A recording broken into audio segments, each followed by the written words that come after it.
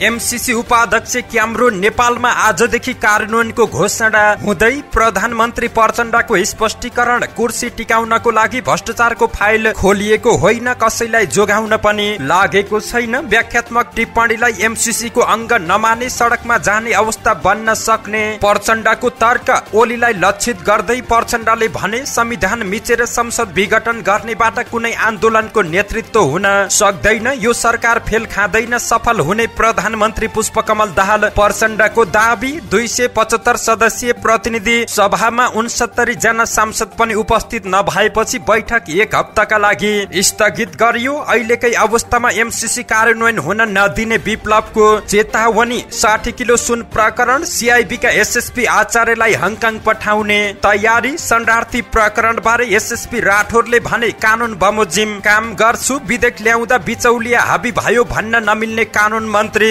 धनराज गुरुङको तर्क। ललिता निवास प्रकरणमा लेनदेन मिलाएर संगठित अपराध नभएर कृत्य मुद्दा चलाइएको एमालेको आरोप। कुलमान घिसिङलाई तत्काल निलम्बन गर्न सांसद प्रेम सुवालको माग। अरबौं महसुल नबुझाउनेसँग साँठगाँठ गरेको आरोप लगाइयो। मसँग बहुमत छ, गठबन्धनका सांसदले थपडी बजाउँछन् भन्ने नसोच्नुस् भन्दै प्रचण्डलाई गगन थापाको चेतावनी। संसदलाई पेलेर विधेयक अघि बढाए सामना गर्ने गगन थापाको तर्क। हामी त बुढो भइसक्यो, अब राजनीति युवाहरूको पक्षमा ल्याउनु पर्छ भन्दै कांग्रेसका सांसद शशाङ्क कोइरालाको तर्क। प्रधानमन्त्रीको छोरीले हरेक बैठकमा बस्ने अधिकार कहाँबाट पाइन् भन्दै सांसद अमरेश कुमार सिंहको प्रश्न। माओवादीले अघि सारेको जातीय राज्यको दुष्परिणाम देखिन थालेको अध्यक्ष राजेन्द्र लिङदेनको तर्क। एमाले मै लाउँ मै खाउँ जस्तो व्यवहार देखायो, अरूको वास्तै गरेन भन्दै राजसोपाको गुनासो। प्रचण्डलाई माधव नेपालको आग्रह।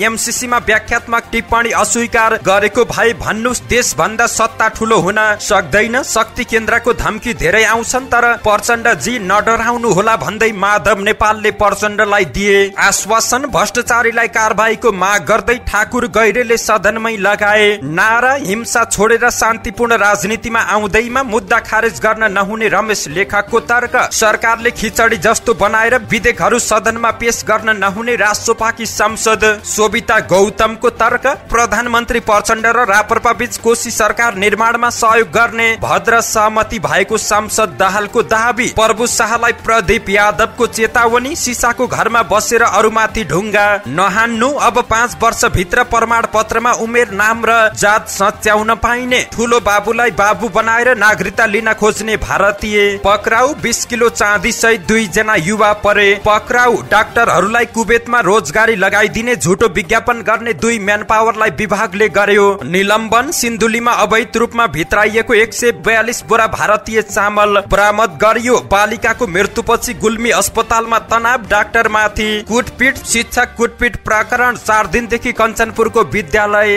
बन्द। एसिया कप हेर्न श्रीलङ्का जाने नेपालीको घुइँचो। आज पाकिस्तान र नेपाल बीच प्रतिस्पर्धा हुँदै बाजुराको खोलामा अचेत अवस्थामा भेटिएका नेउपानेको सेनाले गर्यो उद्धार। भीम दत्तका तत्कालीन नगर प्रमुख विष्ट विरुद्ध भ्रष्टाचारको मुद्दा। 30 मा तडक भडकका कार्यक्रम नगर्न कास्की प्रशासनको अनुरोध। एक महिलाको मस्तिष्कबाट निकालियो 8 सेन्टिमिटर लामो जिउँदै जुका। चीनले भारतको अरुणा अञ्चललाई समेटेर जारी गर्यो नयाँ नक्सा। पाकिस्तानका पूर्व प्रधानमन्त्री खानको जेल सजाय उच्च अदालतद्वारा निलम्बन गरियो र दिल्लीमा हुने G20 सम्मेलनमा पुटिन सहभागी नहुने। दर्शक महानुभाव नमस्कार, तपाईँ हेर्दै हुनुहुन्छ नेपाल पोस्ट। म गोविन्द चापागाई। आज मिति विक्रम सम्वत 2080 भदौ महिनाको 13 गते बुधबार, यसबेसम्म 2023 अगस्त 30 तारिक। यसै गरी आज साउन शुक्ल चतुर्दशी तिथि सँगै पूर्णिमा व्रत। विश्व बेपत्ता विरुद्धको दिवस पनि रहेको छ। सदा झै आज पनि उपस्थित भएका छौं। विशेष गरी देशको पछिल्लो राजनीतिक अवस्था के कस्तो रहेको छ त विभिन्न नेताहरूको भागदौड सँगै टीका टिप्पणी, देश तथा विदेशमा घटेका घटना, स्वास्थ्य सम्बन्धी जानकारी लगायत आज दिनैभरि कहाँ के हुँदैछ त सम्पूर्ण जानकारीहरू लिएर शुभ बिहानी सँगै यहाँ सामु उपस्थित भएका छौं। दर्शक महानुभाव, हामीलाई कुन ठाउँदेखि हेर्दै हुनुहुन्छ अनि कस्तो लाग्दैछ त हामी प्रति कुनै प्रतिक्रिया छन् भने कृपया तलको कमेन्ट बक्समा आफ्नो प्रतिक्रिया उल्लेख गर्न सक्नुहुन्छ। तपाईको प्रतिक्रियालाई मनन गर्दै अगाडि बढ्नेछौं। आउनुहोस् शुभ बिहानी सँगै समाचारको दैलो उघारौं। एमसीसी उपाध्यक्ष क्यामरून नेपालमा आजदेखि कार्यान्वयनको घोषणा हुने प्रसंगबाट। अमेरिकी मिलेनियम च्यालेन्ज कर्पोरेसन एमसीसी का उपाध्यक्ष क्यामरून एस एल्फोर्ड नेपाल आइपुगेका छन्। एमसीसी को कम्प्याक्ट अपरेसन विभागका प्रमुख रहेका एल्फोर्ड नेपालमा एमसीसी कार्यान्वयनमा जाने अघिल्लो दिन काठमाडौँ आइपुगेका हुन्। क्यामरून अर्थ मन्त्रालयमा हुने एमसीसी कार्यान्वयनको औपचारिक कार्यक्रममा सहभागी हुनेछन्। बुधबार अर्थ मन्त्रालयमा नेपाल र अमेरिकी अधिकारीहरू बीच लेटर अफ एक्सचेन्ज मार्फत एमसीसी कार्यान्वयनको घोषणा गर्ने तयारी रहेको छ। यसपछि एमसीसी कार्यान्वयनको 5 वर्ष अवधि सुरु हुनेछ भने सहमति अनुसार समयमा एमसीसी परियोजना सम्पन्न नभए त्यसको सम्पूर्ण खर्च नेपाल सरकारले बेहोर्नु पर्ने सहमति रहेको छ। आयोजनाहरूको ठेक्काको प्रक्रिया र जग्गा अधिग्रहणका सूचना प्रकाशित गर्ने क्रम सुरु भएको छ। प्रधानमन्त्री पुष्पकमल दाहाल प्रचण्डले सबै प्रकारको भ्रष्टाचारको काण्डमा तथ्य र प्रमाणको आधारमा दोषीलाई कानूनको दायरामा ल्याउने प्रतिबद्धता गरेका छन्। प्रतिनिधि सभाको बैठकमा राजसपा सांसद असीम शाहले सोधेको प्रश्नको जवाब दिँदै सरकार टिकाउनलाई भ्रष्टाचारको फाइल नखोलेको प्रष्ट पारेका थिए। उनले भने यी कामहरू कुनै कुर्सी टिकाउनको लागि होइन, देश र जनतामा राजनीतिमाथि व्यथिति छाएको केही हुन्न, सबै उस्तै हुन् भन्ने भाषण निर्माण गर्न खोजिएको परिस्थितिलाई चिर्न सरकारले एकपछि अर्को राम्रो काम गर्दै आइरहेको छ। भुटानी शरणार्थी सहित सबै काण्डमा राज्यले दबावरहित ढंगले काम गरेकै कारणले जनतामा सुशासन सम्भव छ भन्ने नयाँ आशा पलाएको दाबी गरेका छन्। उनले कसैलाई बचाउने कसैलाई फसाउने नियतले काम नगरेको पनि स्पष्ट पारेका छन्। यसैगरी दाहाल प्रचण्डले नेपालको राष्ट्रियता र स्वाधीनताको पक्षमा आफू जनयुद्ध जसरी लडेको बताएका छन्। बुटोलमा मंगलबार आयोजित समाजवादी मोर्चा नेपालको सन्देश सभालाई सम्बोधन गर्दै उनले अहिले कसैबाट हुन्न र केही हुन्न भन्ने निराशा बाँड्न खोजिएको बताएका छन्। प्रचण्डले अमेरिकी सहयोग परियोजना एमसीसीमा 12 बुँदे व्याख्यात्मक टिप्पणी एमसीसीकै अंग बनाएर आफूहरूले सदनबाट पारित गरेको बताएका छन्। उनले 12 बुँदे व्याख्यात्मक टिप्पणी कार्यान्वयन नभई हामी अझै एमसीसी विरुद्ध सडकमा जाने अवस्था रहेको बताएका छन्। धेरै अप्ठ्याराहरूको सामना गरिरहेको उल्लेख गर्दै प्रचण्डले सबैभन्दा ठूलो राष्ट्र, जनता, समाजवाद, सुशासन, सामाजिक न्याय र समृद्धि भएको पनि उनको भनाइ रहेको छ। प्रचण्डले जनयुद्ध र जनआन्दोलनका मुख्य शक्ति आफूहरूसँगै भएको बताउँदै समाजवादी मोर्चाको भविष्य रहेको बताएका छन्। सरकारमा बस्न कुनै शक्तिसित अनुचित सम्झौता नगर्ने बताउँदै उनले आफू प्रधानमन्त्री भएपछि 1 महिना पनि टिकिन्न कि भन्ने लागे पनि सबैको साथले अहिलेसम्म टिकिरहेको दाबी गरेका छन्। प्रचण्डले परिवर्तन उल्ट्याउन खोज्नेहरू विरुद्ध समाजवादी मोर्चा बनेको पनि बताएका छन्। उनले अहिले प्रतिक्रियावादी शक्तिहरू जातीय द्वन्द्व निम्त्याएर परिवर्तन उल्टाउने प्रयत्नमा लागेको पनि औलाएका छन्। हिजो मंगलबार प्रतिनिधि सभा बैठकबाट बाहिरिने क्रममा संचारकर्मीलाई प्रतिक्रिया दिँदै प्रचण्डले संसदीय समिति बनाउँदा बनेको वातावरणले सरकार गठन र पूर्णता दिने कुरालाई सहजता ल्याउने बताएका छन्। उनले सरकार सफल हुने पनि दाबी गरेका छन्। उनले भने मलाई लाग्छ सरकार फेल खाएको छैन र फेल खाँदैन पनि, सरकार सफल हुन्छ। छलफल सकारात्मक ढंगले नै अगाडि बढिरहेको छ। हिजो सदनमा समिति बनाउँदा जुन सहमतिको वातावरण बनेको छ त्यसैले सरकार गठन र पूर्णता दिने कुरामा पनि सहजता ल्याउने प्रचण्डको विश्वास रहेको छ। गणपूरक संख्या नपुगेपछि हिजो मंगलबारका लागि कार्यसूचीमा राखिएका विषयहरू हटाउँदै संघीय संसद प्रतिनिधि सभाको बैठक सकिएको छ। हिजोको बैठकमा केही नेपाल ऐनलाई संशोधन गर्न बनेको विधेयक 2080 माथि विचार गरियोस् भनी कानून, न्याय तथा संसदीय मामिला मन्त्री धनराज गुरुङले प्रस्ताव पेश गरेका थिए। सभामुख देवराज घिमिरेले यो प्रस्ताव निर्णयार्थ प्रस्तुत गर्न लागेपछि गणपूरक संख्या नपुगेको भन्दै सांसदहरू सुमना श्रेष्ठ, दामोदर पौडेल, बैरागी र ठाकुर गैरेले नियमापत्ति जनाएका थिए। सांसदहरूको नियमापत्ति पछि सभामुख घिमिरेले बैठकमा उपस्थित सदस्यको संख्या यकिन गर्न निर्देशन दिएका थिए। केही नेपाल ऐनलाई संशोधन गर्न बनेको विधेयक 2080 माथि विचार गरियोस् भन्ने प्रस्तावलाई निर्णयार्थ प्रस्तुत गर्नका लागि प्रतिनिधि सभामा कायम रहेका 275 सदस्यको 1/4 69 हुनुपर्नेमा 59 जना मात्रै पुगेपछि हिजोको बैठक स्थगित भएको छ। प्रतिनिधि सभाको अर्को बैठक यही भदौ 18 गते सोमबार दिउँसो 1 बजे बस्ने गरी स्थगित भएको छ। नेकपाका महासचिव नेत्र विक्रम चन्द विप्लवले अहिलेकै अवस्थामा एमसीसी परियोजना कार्यान्वयन हुन नदिने बताएका छन्। समाजवादी मोर्चाले बुटोलमा गरेको सभामा उनले नेपालको कानून सार्वभौमिकता मिचेर एमसीसीलाई अगाडि बढ्न नदिने बताएका छन्। निस्वार्थ सहयोगको हामीले विरोध गरेको होइन, तर शर्त सहितको अहिलेको अवस्थामा एमसीसी अगाडि बढाउन सक्दैन, यसमा प्रधानमन्त्रीको ध्यान जाओस्। प्रधानमन्त्री पुष्पकमल दाहाल प्रचण्ड सहभागी कार्यक्रममा उनको तर्क रहेको थियो। विश्वमा नै समाजवाद विरुद्ध हमला भइरहेको भइरहेको भन्दै विप्लवले त्यसको विरुद्धमा एक्लै लड्न नसकिने भएकाले समाजवादी मोर्चा बनेको उनको दाबी रहेको छ। उनले माओवादी अध्यक्ष प्रचण्डको प्रशंसा गर्दै यो मोर्चा बनाउन धेरै त्याग गरेको बताएका छन्। महासचिव विप्लवले देशलाई साम्राज्यवादको चुङ्गलबाट मुक्त गराउन मोर्चा बनेको जिकिर गर्दै आफूहरूमा सरकारमा जाने लोभ नभएको स्पष्ट पारेका छन्। मोर्चाको लक्ष्य भ्रष्टाचारको विरुद्ध सुशासनको पक्ष र नेपाली विशेषताको समाजवादतिर लैजाने भएको विप्लवको दाबी रहेको छ। 60 किलो सुन बरामद प्रकरणको अनुसन्धानका लागि केन्द्रीय अनुसन्धान ब्युरो सीआईबीले एक प्रहरी उच्च अधिकृतलाई हङकङ पठाउने भएको छ। हङकङ हुँदै नेपालमा सुन आएकाले त्यहाँबाट सुन पठाउने गिरुवाबारे सूचना संकलनका लागि सीआईबीका एसएसपी दिनेश आचार्य त्यहाँ पठाइन लागेको स्रोतले जानकारी दिएको छ। सीआईबीले सुन प्रकरणको अनुसन्धानमा सहयोग गर्न इन्टरपोलको नेशनल सेन्टर ब्युरो काठमाडौँ मार्फत एनसीबी बेजिङलाई पत्रचार गरेको थियो। एनसीबी बेजिङ मार्फत रहेको हङकङ सब ब्युरोसँग समन्वय गरेर सूचना संकलन गर्न नेपाली सुरक्षा अधिकृत पनि जान लागेको बताइएको छ। राजस्व अनुसन्धान विभागले 3 साउनमा त्रिभुवन अन्तर्राष्ट्रिय विमानस्थल बाहिर सुन सहितको 155 किलो ब्रेक प्याड बरामद गरेको थियो। 19 दिनपछि अनुसन्धानका लागि प्रहरीलाई जिम्मेवारी हस्तान्तरण गरिएको थियो। प्रहरीले जोग्दा ब्रेक प्याडमा 60 किलो मात्रै सुन भएको जानकारी दिएको थियो। यस क्रममा प्रहरीले यसमा संलग्न मुख्य 6 विदेशी नागरिकलाई पक्राउ गरेको छ। उनीहरूको बयान लिएर थप अनुसन्धान भइरहेको छ।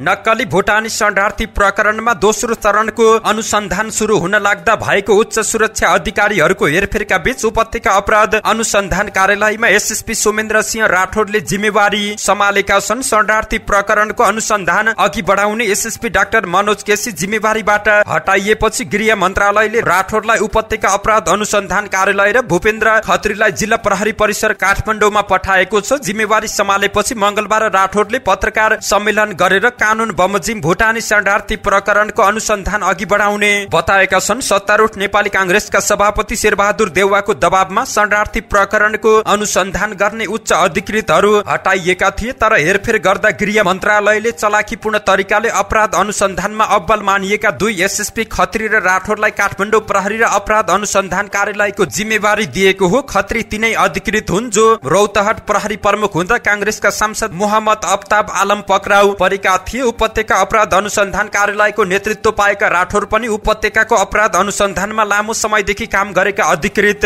रहेका छन्। उनले आफ्नो कुनै कार्ययोजना नभएको बताउँदै कुनै पनि आपराधिक गतिविधिमा निर्ममतापूर्वक प्रस्तुत हुने बताएका छन्। उनले साइबर अपराध बढ्दो क्रममा रहेको प्रति पनि चिन्ता व्यक्त गरेका छन्। काठमाडौँ प्रहरी प्रमुख खत्रीले पनि आइतबार पत्रकार सम्मेलन गरेर यो प्रकरणमा कुनै पनि कमजोरी नहुने दाबी गरेका थिए।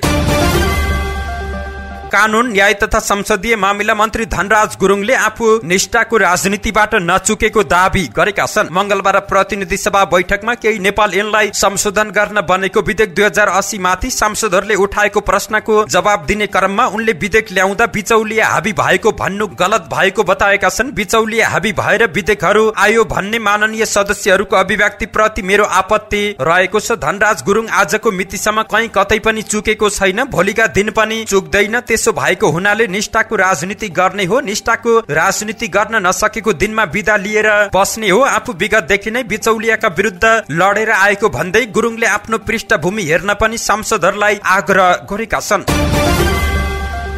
प्रमुख प्रतिपक्षी दल नेकपा एमाले ललिता निवास जग्गा प्रकरणमा सरकारले सीआईबीको दुरुपयोग गरेको आरोप लगाएको छ। प्रतिनिधि सभाको बैठकमा बोल्दै एमालेका प्रमुख सचेतक पदम गिरीले ललिता निवासमा अनौठो किसिमको नाटक भइरहेको टिप्पणी गरेका छन्। उनले भने भ्रष्टाचारका नायकहरूलाई अदालतले पक्राउ गरेर छानबिन गर भन्दा छानबिन गर्दैन। अहिले संगठित अपराधमा मुद्दा चलाएर 60 दिनसम्म थुनामा राखिन्छ। अहिले के मिलेमोतो भयो, के लेनदेन मिलो, उनीहरूलाई संगठित अपराध होइन कृत्यमा मुद्दा चलाउने काम भएको छ। यदि कृत्य थियो भने किन 60 दिनसम्म थुनामा राख्नु पर्थ्यो? उनले दर्जनौं प्रश्न गरेका छन्। लेनदेन होइन भने सरकारले स्पष्ट जवाब पनि दिनुपर्छ। उनले सीआईबीलाई निकम्मा बनाएको उल्लेख गर्दै सुन तस्करीमा सत्ता पक्षका देखेपछि त्यता आँखा लगाउन नसक्ने बताएका छन्। नक्कली भुटानी शरणार्थी प्रकरणमा जेल पठाउने प्रहरीहरूको छानी छानी सरुवा हुन्छ, तर सुन तस्करीमा सत्ताको मान्छे पनि संलग्न भनेर बोल्दा सांसद सुनिल शर्मालाई बिना पुर्जी थुन्ने काम हुन्छ भन्दै उनले आक्रोश व्यक्त गरेका छन्। नेपाल मजदुर किसान पार्टीका सांसद प्रेम सुवालले नेपाल विद्युत प्राधिकरणका प्रबन्ध निर्देशक कुलमान घिसिङलाई तत्काल पदबाट निलम्बन गर्न सरकारसँग माग गरेका छन्। मंगलबार प्रतिनिधि सभा बैठकमा विशेष समय लिएर बोल्दै उनले बिजुली महसुल असुली गर्न नसकेकाले प्राधिकरणका निर्देशक घिसिङलाई तत्काल पदबाट निलम्बन गरी कारबाही गर्नुपर्ने माग गरेका छन्। त्यसैगरी उनले डेडिकेटेड ट्रक लाइनबाट बिजुली लिने तर अरबौं महसुल नतिर्नेहरूसँग मन्त्रीहरूले साँठगाँठ गरिरहेको आरोप लगाउँदै तथ्य बाहिर ल्याउने गरी छानबिन गर्न पनि सरकारको ध्यान आकर्षण गराएका छन्। सांसद सुवालले राजनीतिक दलहरूले राष्ट्रिय मान्यता प्राप्त गर्न 3% मत ल्याउनै पर्ने प्रावधान सहितको निर्वाचन सम्बन्धी एकीकृत मस्यौदा लोकतन्त्रको मर्म विपरीत रहेकाले मान्य नहुने पनि बताएका छन्। सांसदहरूले केही नेपाल ऐनलाई संशोधन गर्न बनेको विधेयक 2080 का केही बुँदाहरू प्रति आपत्ति जनाएका छन्। प्रतिनिधि सभाको मंगलबारको बैठकमा नेपाल ऐनलाई संशोधन गर्न बनेको विधेयक माथिको छलफलका क्रममा उनीहरूले फौजदारी अभियोगमा राजनीतिक आवरण दिई उन्मुक्ति दिने लगायतका विषयहरू प्रति आपत्ति जनाएका छन्। उनीहरूले केही नेपाल संशोधन ऐन मार्फत धेरै कानून संशोधनका लागि ल्याउन नहुनेमा जोड दिएका छन्। नेपाली कांग्रेसका सांसद गगन कुमार थापाले संसदलाई हेपेर गोलमटल रूपमा नेपाल ऐनलाई संशोधन गर्न अघि बढाइएको भन्दै आरोप लगाएका छन्। उनले जघन्य अपराधमा संलग्नलाई जोगाउने गरी ल्याइएको प्रावधान स्वीकार्य नहुने पनि बताएका छन्। यसअघिको सरकारले लेखेको ड्राफ्टको भारी नबोक्न कानून मन्त्रीलाई उनले सुझाव दिएका छन्। थापाले संसदलाई पेलेर बहुमतका आधारमा विधेयकलाई अघि बढाउन खोजे नयाँ ढंगले कुराको सामना गर्नको लागि तयार हुन पनि प्रचण्डलाई चेतावनी दिएका छन्। सांसदहरूले केही नेपाल ऐनलाई संशोधन गर्न बनेको विधेयक 2080 का केही बुँदाहरू प्रति आपत्ति जनाएका हुन्। त्यस्तै एमाले सचेतक महेश बर्तौलाले एकैपटक धेरै विषय एउटै विधेयकमा राखेर संशोधन गर्दा कानून निर्माणका सबै पक्षमा ध्यान पुग्न नसक्ने तर्क गरेका छन्। कांग्रेसका सांसद शशाङ्क कोइरालाले आगामी राजनीति युवाहरूको पक्षमा ल्याउनु पर्ने बताएका छन्। मंगलबार प्रतिनिधि सभा बैठकबाट बाहिरिने क्रममा सञ्चारकर्मीहरूसँग कुराकानी गर्दै सांसद कोइरालाले आगामी राजनीति युवाहरूको पक्षमा ल्याउनु पर्ने बताएका छन्। सांसद कोइरालाले आफूहरू बुढो भइसकेको र कहिले ढल्ने भन्ने थाहा नभएको भन्दै राजनीतिमा युवाको आवश्यकता औंलाएका छन्। यसका लागि आफू मनसुन सकिएसँगै 15औं महाधिवेशनको तयारी स्वरूप 7वटै प्रदेशमा घुम्ने पनि बताएका छन्। उनले सभापति उम्मेद्वार बन्ने बारेमा सञ्चारकर्मीले राखेको जिज्ञासाको जवाब दिँदै साथीहरूसँग कुरा गरेर मात्रै अघि बढ्ने बताएका छन्। अहिले गठबन्धनको सरकार भएकाले पनि काम गर्न नसक्ने सांसद कोइरालाको भनाइ रहेको छ। सांसद कोइरालाले गठबन्धनको सरकार भएकै कारणले सरकारले चाहे जस्तो काम गर्न नसकेको पटक पटक दोहोऱ्याएका छन्। प्रधानमन्त्री पुष्पकमल दाहालकी छोरी गंगा दाहाल राज्यका उच्च तहका हरेक बैठकमा कुन हैसियतमा बसिरहेकी हुन् भनेर संसदमा नै प्रश्न उठेको छ। प्रधानमन्त्री दाहालले छोरीलाई राज्यका हरेक उच्च तहका बैठकमा सहभागी गराएर गणतन्त्रमाथि नै खतरा पारेको भन्दै स्वतन्त्र सांसद अमरेश कुमार सिंहले प्रश्न उठाएका छन्। प्रतिनिधि सभाको हिजो मंगलबारको बैठकमा विशेष समय लिएर बोल्दै सांसद सिंहले प्रधानमन्त्रीको श्रीमती कुन हैसियतमा राज्यका उच्च तहका बैठकमा बसिरहेका हुन् भनेर प्रश्न गरेका हुन्। गणतन्त्रलाई नेताको शासनमा परिणत गर्दा व्यवस्थामाथि नै प्रश्न उठेको उनको भनाइ रहेको छ। मुलुकका ठूला भ्रष्टाचार काण्ड अन्तिम टुङ्गोमा किन पुगेनन् भनेर पनि सांसद सिंहले प्रश्न गरेका छन्। उनले वर्तमान पुष्पकमल दाहाल नेतृत्वको सरकार इतिहासमै कमजोर रहेको विदेशी हस्तक्षेप निम्ताएर मुलुकमा धार्मिक र जातीय युद्ध निम्ताउन खोजेको आरोप पनि लगाएका छन्। राष्ट्रिय प्रजातन्त्र पार्टीका अध्यक्ष राजेन्द्र लिङदेनले नेकपा माओवादीले जातीय राज्यको अवधारणा अघि सार्दाको दुष्परिणाम अहिले समाजमा देखिन थालेको आरोप लगाएका छन्। संघीय संसद भवनबाट बाहिरिने क्रममा हिजो मंगलबार प्रतिक्रिया दिँदै उनले माओवादीले जातीय बीजारोपणलाई अघि सारेको र त्यसैको दुष्परिणाम समाजमा देखिन थालेको आरोप लगाएका छन्। उनले सामाजिक द्वन्द्वतर्फ समाजलाई धकेल्ने काम तत्काल रोक्नुपर्ने पनि उल्लेख गरेका छन्। त्यस्तै उनले तत्कालै कोशी प्रदेश सरकारमा सहभागी हुने बारे राप्रपाले निर्णय गर्न हतार नगर्ने पनि स्पष्ट पारेका छन्। यथास्थितिमा कोशी प्रदेश सरकारमा सहभागी नहुने उनको भनाइ रहेको छ। राष्ट्रिय स्वतन्त्र पार्टी रासोपाका प्रमुख सचेतक सन्तोष परियारले प्रमुख प्रतिपक्षी दल नेकपा एमाले अन्य प्रतिपक्षी दलहरूलाई मतलब नै नगरी समिति सभापति लिएको गुनासो गरेका छन्। मंगलबार प्रतिनिधि सभा बैठकपछि सञ्चारकर्मीहरूसँग कुराकानी गर्दै प्रमुख सचेतक परियारले एमाले मै लाउँ मै खाउँ भन्ने जस्तो व्यवहार गरिरहेको बताएका छन्। सत्ता पक्षले गठबन्धन टिकाउन र प्रमुख प्रतिपक्षलाई मत्थर बनाउन समिति सभापति बाँडेको उनको आरोप रहेको छ। उनले संसदलाई प्रभावकारी र गतिशील बनाउन नभई नेपाललाई संकुचन गराउने प्रयास भएको बताएका छन्। उनले रासोपालाई एउटा समिति सभापति लिनका लागि प्रस्ताव आएको भए पनि आफूहरूले नलिएको स्पष्ट पारेका छन्। नेकपा यसका अध्यक्ष माधव कुमार नेपालले नेपालका नेता मन्त्री र प्रधानमन्त्रीलाई आफ्नो अनुकूलमा लाग्ने गरी शक्ति केन्द्रको धम्की आउने गरेको बताएका छन्। मंगलबार बुटोलमा आयोजित समाजवादी मोर्चाको सभामा उनले भने नेपालका नेता मन्त्री र प्रधानमन्त्रीलाई शक्ति केन्द्रका आउने धम्की धेरै हुन्छन्, मैले धेरै भोगेको छु, त्यसको मुकाबला पनि गर्नु पर्दछ, मैले पनि विभिन्न कालखण्डमा त्यो भोगेको छु, त्यसमा नडराउनु होला। बुधबारदेखि नेपालमा लागू हुन लागेको एमसीसी परियोजना सम्बन्धमा उनले भने हामीले सदनमा पास गरेका विषय तलमाथि नहोस्, एमसीसीमा रहेका केही विषय सच्याउनु पर्ने भएरै सच्याइएको छ। विगतका सरकारबाट यो विषयमा गल्ती भएको हो। म प्रधानमन्त्रीलाई सोध्न चाहन्छु, नेपाली जनताको हित विपरीत भई जनतालाई जवाब दिनुपर्छ, मोर्चालाई जवाब दिनुपर्छ, सम्झौतामा क्लियर हुनु पर्दछ। उनले नेपालमा कम्युनिस्ट पार्टीहरू प्रति जनताको भरोसा भएको पनि बताएका छन्। अहिले मोर्चामा रहेका 3 पार्टी कम्युनिस्ट नै भएकाले त्यसको आधार रहेको उनले बताएका छन्। नेता नेपालले मोर्चाको विषयमा केही पार्टी र नेताहरूले गलत तरिकाले विश्लेषण गरे पनि सबैतिर उत्साह भएको दाबी गरेका छन्। नेकपा एमालेका सांसद ठाकुर गैरीले भ्रष्टाचारीलाई कारबाही गर्न माग गर्दै नारा लगाएका छन्। उनले हिजोको प्रतिनिधि सभा बैठकमा भ्रष्टाचारको विभिन्न काण्डका दोषीलाई कारबाही गर्न माग गर्दै नारा लगाएका छन्। मलाई नारा लगाउन मन लागेको छ, सभामुख महोदय, जनताको आवाजलाई नारा मार्फत घन्काउन चाहन्छु। गैरीले प्रधानमन्त्री पुष्पकमल दाहाल प्रचण्डले नै बहुमतको प्रधानमन्त्री बनाउनुस्, देशलाई जातीय राज्य दिन्छु भन्ने अभिव्यक्ति दिएको भन्दै अहिले भइरहेको सामाजिक सद्भाव भड्काउने खालको गतिविधिलाई कसरी हेर्ने भन्दै प्रश्न पनि गरेका छन्।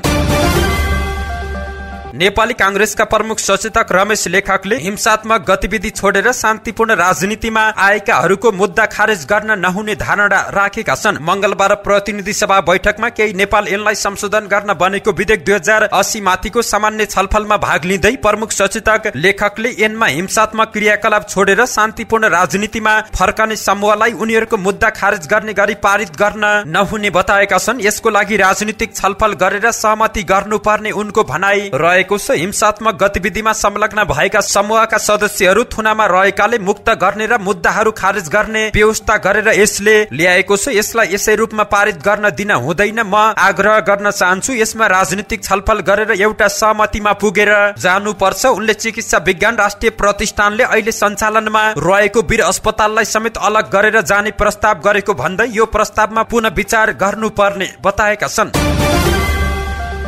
राष्ट्रिय स्वतन्त्र पार्टीकी सांसद शोभिता गौतमले केही नेपाल ऐनलाई संशोधन गर्न बनेको विधेयक 2080 जस्ताको तस्तै संसदमा पेश गरिएको भन्दै सरकारको आलोचना गरेकी छिन्। सरकारले 81 वटा ऐनहरू आकर्षित हुने सो विधेयक सांसदहरूलाई पढ्ने मौका समेत नदिई खिचडी जस्तो बनाएर संसदमा पेश गरिएको भन्दै आलोचना गरेकी हुन्। मंगलबार सो विधेयकमाथिको छलफलमा भाग लिँदै सांसद गौतमले सो विधेयक फिर्ता नलिए मन्त्रालयगत रूपमा सम्बन्धित मन्त्रीहरूले पेश गर्ने आवश्यक व्यवस्था मिलाउन सभामुख देवराज घिमिरेको ध्यानाकर्षण गराएकी हुन्। उनले सरकारलाई विधेयकहरू आफूले पढेर मात्रै संसदमा पेश गर्न पनि सचेत गराएकी छिन्।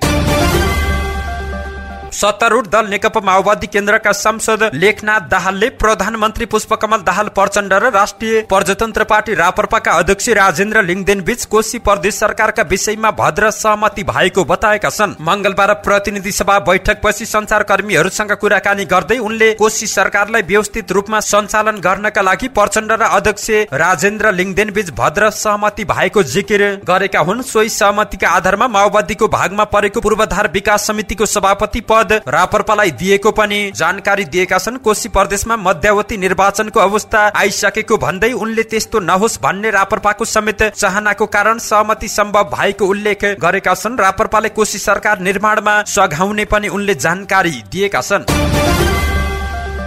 जनता समाजवादी पार्टी जसपा नेपालका सांसद प्रदीप यादवले आम जनता पार्टीका अध्यक्ष प्रभु शाहलाई सिसाको घरमा बसेर अरूमाथि ढुङ्गा नहान्न चेतावनी दिएका छन्। मंगलबार प्रतिनिधि सभा बैठकपछि संचारकर्मीहरूसँग कुराकानी गर्दै उनले प्रभु शाहले आफू सिसाको घरमा बसेर अरूमाथि ढुङ्गा हानेको भन्दै त्यस्तो नगर्न चेतावनी दिएका छन्। उनले गौर हत्याकाण्ड प्रभु शाहकै ओक्साहाटमा भएको पनि दाबी गरेका छन्। जसको घर सिसाको रहेको हुन्छ अरूमाथि ढुङ्गा चलाउन कोसिस नगरे हुन्छ। प्रभु शाह आफै कारबाहीको धेरै मुद्दाहरू रहेका छन्। वीरगञ्जमा काशी तिवारीको जुन हत्या भएको थियो उहाँमाथि त्यो मुद्दा अहिले पनि विचाराधीन अवस्थामा रहेको छ, अदालत रहेको छ, सुरक्षित रहेको छ। राज्यले त्यो पनि अनुसन्धानको दायरामा ल्याउनु पर्छ। गौर हत्याकाण्ड दुःखदायी घटना भयो, त्यो बेलाको इन्चार्ज प्रभु शाह नै रहेका थिए। उनको उक्साटमा यो घटना भएको हो। त्यो बेलाको आयोगहरू बनेको थियो। त्यो आयोगहरू प्रतिवेदन सार्वजनिक गर्न पनि सरकारलाई आग्रह गरेका छन्।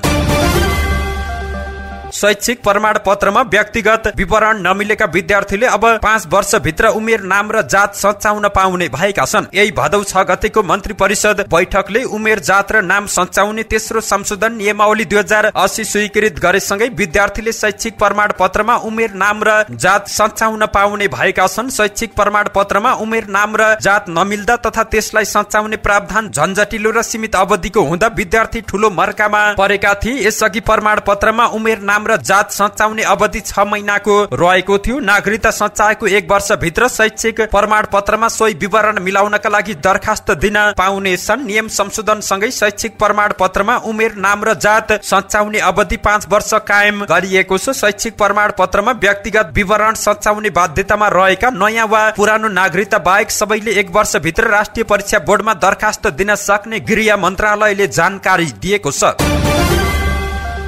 नवलपरासीमा ठूलो बाबुलाई आफ्नै बाबु बनाएर नेपाली नागरिकता लिन खोज्ने एकजना भारतीय नागरिक मंगलबार पक्राउ परेका छन्। पक्राउ पर्नेमा भारत महाराजगञ्ज जिल्लाका 20 वर्षीय राहुल कुर्मी रहेका छन्। प्रतापपुर गाउँपालिका 6 का गौरीशंकर कुर्मीले आफ्नी शालीका छोरा राहुललाई नागरिकता दिलाउन खोजेका थिए। वडा कार्यालयबाट आवश्यक पर्ने सिफारिस र अन्य सबै कागजात बनाएर राहुल र गौरीशंकर इलाका प्रशासन कार्यालय सेमरीमा नागरिकता लिन पुगेका थिए। 1 महिना अघि मात्र राहुलको जन्म दर्ता भएको कागज देखेपछि प्रशासनका कर्मचारीले शंका मानेर प्रहरी सर्जिमन गर्न पठाएका थिए। प्रहरी सर्जिमनमा स्थानीयले राहुल गौरीशंकरका शालीका छोरा रहेको बताएपछि उनी भारतीय नागरिक भएको खुलासा भएको हो। जन्म दर्तामा राहुलका बाबु आमा गौरीशंकरका दम्पति उल्लेख गरिएको छ। गौरीशंकरको नागरिकता वंशजको रहेको छ। गौरीशंकरले केही महिनादेखि शालीका छोरालाई नागरिकता दिलाउने प्रयासमा बाबु बनेर कागजात तयार गरेको एक स्थानीयले जानकारी दिएका छन्। अवैध रूपमा 20 किलो चाँदी लिएर काठमाडौँ हिँडेका 2 युवा पक्राउ परेका छन्। उनीहरूलाई प्रहरीले मंगलबार पक्राउ गरेको हो। पक्राउ पर्नेमा विराटनगर महानगरपालिका 5 का 25 वर्षीय रोहित कुमार यादव र विराटनगर बस्दै आएका 37 वर्षीय सेचन मानन्धर रहेका छन्। उनीहरूलाई बीपी राजमार्ग अन्तर्गत गोलन्जोर गाउँपालिका 5 को सिन्धुलीगढी प्रहरी चौकीले पक्राउ गरेको हो। उनीहरूले प्रयोग गरेको 01025 नम्बरको निजी कार पनि नियन्त्रणमा लिएको प्रहरीले जानकारी दिएको छ। कारको पछाडि मुनि लुकाएर 20 किलो चाँदी राखेको अवस्थामा फेला परेको छ। उक्त चाँदीको मूल्य 24,61,000 रुपियाँ बराबरको रहेको छ। नियन्त्रणमा लिएको चाँदी र सवारी साधनलाई आन्तरिक राजस्व कार्यालयमा पठाइने प्रहरीले जानकारी दिएको छ। स्वीकृति नै नलिई सामाजिक सञ्जाल मार्फत झुटो विज्ञापन गर्नुका साथै अन्य गैर कानूनी गतिविधि गरेको पाइएपछि वैदेशिक रोजगार विभागले 2 म्यान पावरलाई निलम्बन गरेको छ। विभागको स्वीकृति बिना सामाजिक सञ्जाल फेसबुक मार्फत नेपाली डाक्टरहरूलाई वैदेशिक रोजगारीमा पठाइदिने भन्दै झुटो विज्ञापन गरेको पाइएपछि ओमेगा इन्टरनेशनल प्रहरीलाई विभागले निलम्बन गरेको छ। यसका साथै सिपयुक्त व्यक्तिहरूलाई व्यक्तिगत रूपमा वैदेशिक रोजगारीमा पठाउनका लागि यो म्यान पावरले आफ्नो संस्थाको भवनभित्र अन्य 2 वटा संस्था राखी अनेकौं कम्पनी चलाउँदै वर्किङ भिसाको प्रलोभन देखाउने गरेको पनि पाइएको विभागले जानकारी दिएको छ। यस्तै व्यक्तिगत रूपमा दक्ष र सिपयुक्त श्रमिकलाई वैदेशिक रोजगारीमा पठाउने गरेको पाइएपछि ओक्सन इन्टरनेशनल प्रहरीलाई विभागले निलम्बन गरेको छ। दुवै म्यान पावरलाई मंगलबार निलम्बन गर्ने निर्णय भएको वैदेशिक रोजगार विभागका निर्देशक तथा सूचना अधिकारी कविराज उप्रेतीले जानकारी दिएका हुन्। वैदेशिक रोजगारीमा श्रमिक पठाउन इजाजत लिएका म्यान पावरहरूले व्यक्तिगत रूपमा कुनै पनि श्रमिक पठाउन पाउँदैनन्। यसो गरेमा वैदेशिक रोजगार ऐन 2064 उल्लङ्घन गरेको हुन्छ। साथै कुनै पनि म्यान पावर कम्पनीले वैदेशिक रोजगारीको विज्ञापन गर्नु अघि विभागसँग पूर्व स्वीकृति लिनुपर्ने नियम रहेको छ। तर पछिल्लो समय विभिन्न सामाजिक सञ्जालका माध्यम मार्फत वैदेशिक रोजगारीको झुटो र भ्रामक विज्ञापन गर्ने र मान्छेहरू ठग्ने क्रम बढेको छ। यस्तो ठगी म्यान पावर कम्पनीहरूले नै गर्ने गरेको बुझिएको छ। भारतबाट अवैध रूपमा भित्राइएको 142 बोरा चामल सिन्धुली प्रहरीले मंगलबार बरामद गरेको छ। सर्लाहीबाट प्रदेश नम्बर 203001 ख 7065 नम्बरको ट्रकमा काठमाडौँ लैजाँदै गरेको भारतीय ब्रान्डको 142 बोरा चामल बीपी राजमार्ग अन्तर्गत कमलामाई नगरपालिका 9 मा रहेको इलाका प्रहरी कार्यालय भिमानले बरामद गरेको छ। रिपुराज र 7 स्टार नामक बिल नभएको चामल सर्लाही हरिपुर साथ घर भएका 29 वर्षीय चालक अजय चौधरी र ट्रकलाई आवश्यक कारबाहीका लागि भन्सार कार्यालय जनकपुर पठाइएको सिन्धुली प्रहरीका एसपी राजकुमार सिलवालले जानकारी दिएका छन्। भारतले केही ब्रान्डका चामल प्रतिबन्ध लगाएको र कर समेत बढाएको भन्दै सिन्धुलीमा अवैध धन्दा मौलाएको छ। सिन्धुलीमा गोदाम राखी रामेछाप सिन्धुपाल्चोक दोलखा ओखलढुङ्गा सोलखुम्बु लगायत पहाडी जिल्लाहरूमा व्यापारीहरूले चामल बेच्ने गरेको खुलासा भएको छ।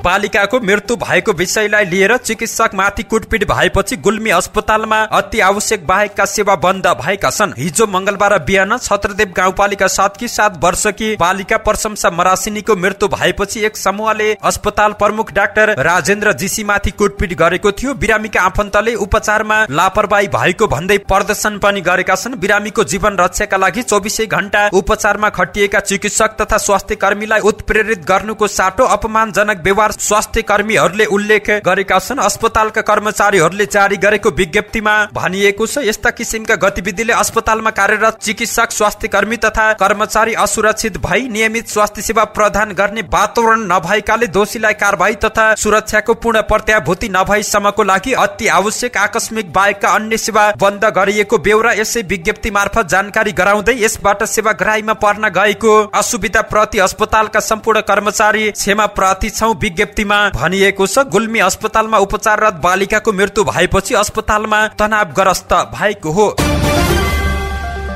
शिक्षक तथा लेखापालमाथि कुटपिट गर्ने माथि कारबाहीको माग गर्दै 4 दिनदेखि कञ्चनपुरका विद्यालयहरू बन्द रहेका छन्। गत आइतबारदेखि सामुदायिक तथा संस्थागत विद्यालयहरू बन्द रहेका छन्। आइतबारको दिन भीमदत्त नगरपालिका भित्रका सामुदायिक विद्यालय मात्रै बन्द गर्न आह्वान गरिएको थियो, तर माग प्रति स्थानीय प्रशासन मौन बसेको भन्दै सोमबारदेखि जिल्लाभरिकै सामुदायिक र निजी विद्यालय बन्द गर्न आह्वान गरिएको छ। विद्यालय बन्द आह्वान गर्दै शिक्षा कर्मचारीहरू 4 दिनदेखि सडकमा आन्दोलन गर्दै भदौ 3 गते यौन दुर्व्यवहार लागेका शिक्षक वीरेन्द्र प्रसाद जोशीमाथि विद्यालय प्राङ्गणमै कुटपिट भएको थियो। प्रहरी नियन्त्रणमा रहेका जोशीमाथि सामूहिक रूपमा ढुङ्गामुढा प्रहार हुनुका साथै कुटपिट पनि गरिएको थियो। भीमदत्त नगरपालिका 10 जिमुवामा रहेको सिद्धनाथ माविका शिक्षक जोशीमाथि कक्षा 10 मा अध्ययनरत छात्राले आफ्नो संवेदनशील अंग समातेको आरोप लगाएकी थिइन्। उक्त आरोपपछि शिक्षक जोशीमाथि कारबाहीको माग गर्दै भदौ 3 गते विद्यालयमा विद्यार्थी अभिभावक तथा स्थानीयले विरोध प्रदर्शन गरेका थिए। प्रदर्शनकै क्रममा प्रहरीको टोलीले शिक्षक जोशीलाई नियन्त्रणमा लिएको थियो। अफिसबाटै हतकडी लगाएर प्रहरीले आफ्नो भ्यानमा लैजाने क्रममा उनीमाथि निर्घात कुटपिट भएको जानकारी प्राप्त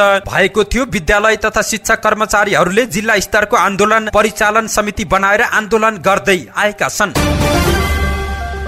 16औं संस्करणको एसिया कप क्रिकेट आजबाट पाकिस्तानमा चल्दैछ। अगस्त 30 देखि सेप्टेम्बर 17 तारिकसम्म पाकिस्तान र श्रीलङ्कामा आयोजना हुने खेलका लागि पहिलो पटक नेपाल टिम पनि सहभागी भएको छ। प्रतियोगिताको उद्घाटन खेल आज बुधबार पाकिस्तान र नेपाल बीच मुल्तान खेल मैदानमा प्रतिस्पर्धा हुँदैछ। यसै सन्दर्भमा एसिया कपमा पहिलो पटक सहभागी नेपालको खेल हेर्न श्रीलङ्का जाने नेपालीहरूको संख्यामा वृद्धि आएको छ। सस्तो प्याकेज टिकट पाएपछि 250 जना भन्दा बढी नेपालीहरू क्रिकेट हेर्न पाकिस्तान जाँदै गरेको जानकारी प्राप्त भएको छ। एसिया कपमा नेपाल पहिलो पटक सहभागी भएको हो। यस्तो अवसरमा नेपाली खेलाडीहरूको हौसला बढाउन पनि सहभागी हुनुपर्छ भन्ने हाम्रो मान्यता हो। थप खेल प्रेमी दर्शकलाई अवसर दिएर स्पोर्ट टुरिज्मको समेत विकास गर्न सकिन्छ भन्ने मेसेज दिन आवश्यक ठान्यौं र सस्तो प्याकेज प्रदान गर्यौं, सीओ प्राजुलीको भनाई रहेको छ। कम्पनीले प्रति व्यक्ति 1,20,000 रुपियाँसम्म 1,30,000 रुपियाँको प्याकेजमा नै श्रीलङ्कामा खेल हेर्न जाने सुविधा प्रदान गरिरहेको छ। यस्तो सुविधा नेपाली दर्शकले खाना बस्न सहित खेल हेर्न पाउनेछन्। 5 दिनको प्याकेजका लागि 1,20,000 रुपियाँ र 7 दिनको प्याकेजका लागि 1,30,000 रुपियाँमा सेवा उपलब्ध गराइएको पराजुलीले जानकारी दिएका छन्। साथै नेपाल बाहिर दुबई, कतार, मलेसिया लगायतका देशहरूबाट समेत एसिया कप हेर्न नेपालीहरू श्रीलङ्का जाने हुँदा कति नेपालीहरू त्यहाँ पुग्छन् सो भने यकिन नभएको उनले जानकारी दिएका छन्। नेपाली सेनाले बाजुराको त्रिवेणी पाटन स्थित खोलामा अचेत अवस्थामा भेटिएका 39 वर्षीय धनप्रसाद नेउपानेको उद्धार गरेको छ। बाजुराको बडीमालिका मन्दिर दर्शनका लागि गएका कालीकोट कलपा गाउँपालिका 1 का नेउपाने अचेत अवस्थामा त्रिवेणी पाटन स्थित खोलामा भेटिएका थिए। सुरुमा उनलाई नेपाली सेनाद्वारा सञ्चालित स्वास्थ्य शिविरमा लगेर प्राथमिक उपचार गरिएको थियो। थप उपचारको आवश्यकता देखिएपछि नेपाली सेनाको हेलिकप्टर मार्फत क्षेत्रीय अस्पताल सुर्खेत पुर्याइएको सेनाको जनसम्पर्क तथा सूचना निर्देशनालयले जानकारी दिएको छ। यस्तै सोही मन्दिर दर्शनको क्रममा लेक लागेर बिरामी परेकी बझाङको जय पृथ्वी नगरपालिका 9 की 65 वर्षीय झुपु देवी धामीलाई सेनाको हेलिकप्टरमा उद्धार गरी जिल्ला अस्पताल बाजुरा लगिएको छ। अख्तियार दुरुपयोग अनुसन्धान आयोगले कञ्चनपुरको भीमदत्ता नगरपालिकाका पूर्व प्रमुख सुरेन्द्र बहादुर विष्ट र तत्कालीन निमित्त प्रमुख प्रशासकीय अधिकृत हरिदत्त जोशी विरुद्ध भ्रष्टाचार मुद्दा दायर गरेको छ। उनीहरूले गैर कानूनी तरिकाले नदी जन्ने पदार्थको रोयल्टी शुल्क उठाउँदा अनियमितता गरेको भन्दै अख्तियारले मंगलबार विशेष अदालत काठमाडौँमा मुद्दा दर्ता गरेको छ। उनीहरूसँग 1,34,97,453 रुपियाँ बिगो माग दाबी पनि गरिएको छ। आर्थिक वर्ष 2076-77 मा महाकाली नदीको ढुङ्गा गिटी बालुवा ग्राभेल र माटोको रोयल्टी शुल्क उठाउँदा उनीहरूले अनियमितता गरेको अख्तियारको ठहर रहेको छ। सोही घटनामा भवानी कन्स्ट्रक्सन प्रणालीका सञ्चालकहरू ईश्वरी प्रसाद भट्ट, केशवराज भट्ट, पुष्पराज भट्ट र ईश्वरीको श्रीमती खगेश्वरी भट्ट विरुद्ध पनि अख्तियारले भ्रष्टाचार मुद्दा दायर गरेको छ। अख्तियारले दायर गरेको मुद्दामा उनीहरूसँग समेत 1,34,97,453 रुपियाँ बिगो माग दाबी गरिएको जानकारी दिएको छ। 30 मा तडक भडकका कार्यक्रम नगर्न जिल्ला प्रशासन कार्यालय कास्कीले अनुरोध गरेको छ। प्रशासनले हिजो मंगलबार सूचना जारी गर्दै 30 मा परम्परा सामाजिक रीतिरिवाजलाई निरन्तरता दिने तथा प्रवर्धन गर्ने बाहेक अन्य कुनै पनि खालका खर्चिला तथा भड्किला कार्यक्रम नगर्न अनुरोध गरेको छ। केही वर्ष यता हरितालिका 30 मनाउने नाममा विभिन्न तडक भडक सहितका अत्यन्त खर्चिला कार्यक्रम गर्ने र जसका कारण विभिन्न विकृति र सामाजिक अपराधलाई प्रोत्साहन पुगेको पनि सूचनामा उल्लेख गरिएको छ। प्रशासनले पूर्व स्वीकृति बिना सार्वजनिक स्थल पार्टी प्यालेसमा रकम संकलन गर्ने उद्देश्यले मेला महोत्सव आयोजना नगर्न समेत आग्रह गरेको छ। कसैले सूचना विपरीत गरे गराएमा प्रचलित कानून बमोजिम कारबाही हुने कास्कीका प्रमुख जिल्ला अधिकारी वासुदेव घिमिरेद्वारा हस्ताक्षर सूचनामा उल्लेख रहेको छ। विश्वकै पहिलो घटनाका रूपमा अस्ट्रेलियाकी एक महिलाको मस्तिष्कबाट 8 सेन्टिमिटरको जिउँदै जुका निकालिएको छ। गत वर्ष क्यानबेरामा ती बिरामी महिलाको मस्तिष्कको शल्यक्रिया गर्दा यो परजीवी फेला परेको हो। ती महिलालाई पेट दुख्ने, खोकी लाग्ने, राति पसिना आउने, बिर्सने र डिप्रेसन जस्ता लक्षण देखिएको डाक्टरले बताएका छन्। करिब 2 महिनादेखि उक्त रातो परजीवी ती महिलाको मस्तिष्कमा रहेको अनुमान गरिएको छ। यो घटनापछि अनुसन्धानकर्ताहरूले जनावरबाट मानिसमा सर्ने संक्रमणको बढ्दो खतरा भएको चेतावनी दिएका छन्। क्यानबेरा अस्पतालमा संक्रामक रोगका डाक्टर सञ्जय सेनानायकले भनेका छन्, जब सर्जनले बिरामीको मस्तिष्कबाट 8 सेन्टिमिटरको हल्का रातो रङको जुका निकाले तब अपरेटिङ थिएटरमा भएका सबैजनाले आफ्नो जीवनकै झड्का महसुस गरे। उनले यो मानवमा देखिएको पहिलो किसिमको संक्रमण भएको बताइएको छ। अस्ट्रेलियाली परजीवी विज्ञानविद मेहराब हुसेनले अजिङ्गरको दिशा र उक्त परजीवीको अण्डाले दूषित खानेकुराबाट ती महिलामा संक्रमण भएको आशंका गरेका छन्।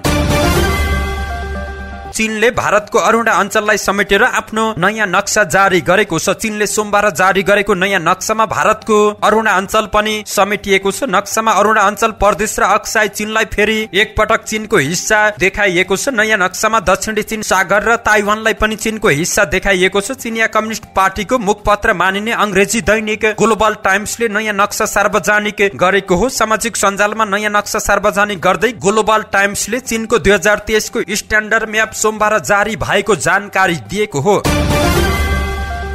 पाकिस्तानको एक अदालतले पूर्व प्रधानमन्त्री इमरान खानलाई सुनाइएको 3 वर्षको जेल सजाय निलम्बन गरेको छ। इस्लामाबाद उच्च अदालतले पाकिस्तान तहरिक ए इन्साफ पार्टीका अध्यक्ष समेत रहेका खानलाई यसअघि सुनाइएको 3 वर्षको जेल सजाय निलम्बन गर्न आदेश दिएको छ। प्रधानमन्त्री हुँदा नेता खानले राष्ट्रलाई प्राप्त उपहार बेचेको लगायत मुद्दामा दोषी ठहर गर्दै 3 वर्षको जेल सजाय सुनाइएको थियो। त्यो निर्णयले उनलाई 5 वर्षका लागि आम निर्वाचनमा उम्मेद्वार हुन नपाउने व्यवस्था पनि गरेको थियो। 70 वर्षीय खानलाई अर्को मुद्दामा पुनः जेल पठाउने षड्यन्त्र हुन सक्ने आशंका त्यहाँका वकिलहरूले गरेका छन्। विपक्षी दलका धेरै नेताले खानको पक्षमा फैसला नआउने विश्वास गरेका थिए। आउँदो महिना सेप्टेम्बर 9 र 10 मा भारतको नयाँ दिल्लीमा हुने G20 शिखर सम्मेलनमा रुसी राष्ट्रपति भ्लादिमिर पुटिन सहभागी नहुने भएका छन्। पुटिनले भारतीय प्रधानमन्त्री नरेन्द्र मोदीलाई फोन गरेर विश्वका प्रमुख 20 अर्थतन्त्रहरूको समूह G20 सम्मेलनमा सहभागी नहुने जानकारी दिएका हुन्। दुई नेताले आपसी हित एवं क्षेत्रीय र विश्वव्यापी मुद्दामा पनि छलफल गरेको बताइएको छ। रुस सरकारका प्रवक्ताले गत हप्ता पुटिन व्यस्त कार्यतालिकाको कारण शिखर सम्मेलनमा सहभागी नहुने जानकारी दिएका थिए। धन्यवाद। यस्तै ताजा समाचारको लागि नेपाल पोस्ट हेर्दै गर्नुहोला।